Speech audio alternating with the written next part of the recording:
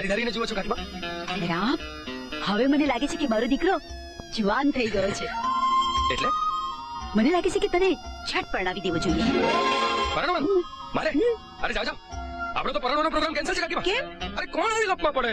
આપણે તો આમ જ ફક્કડ કિરદારી સારા. ગોવિંદ ગિરધારીની જેમ રાસલીલા રમી આવે છે અને કહે છે ફક્કડ ગિરધારી. સમજ્યો નહીં, કેમ મારો છો તમે? એટલે મારો નાનો કીકલો ખરો ને.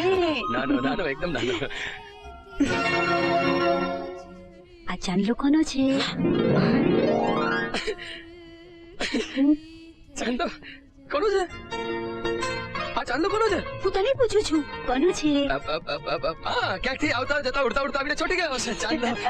કોનો છે આ ચાંદો? કોનો? ભલે ઉડતો ઉડતો આવીને ભલે ચોટ્યો.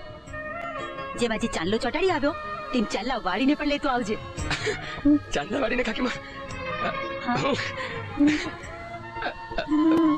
કાકીમાં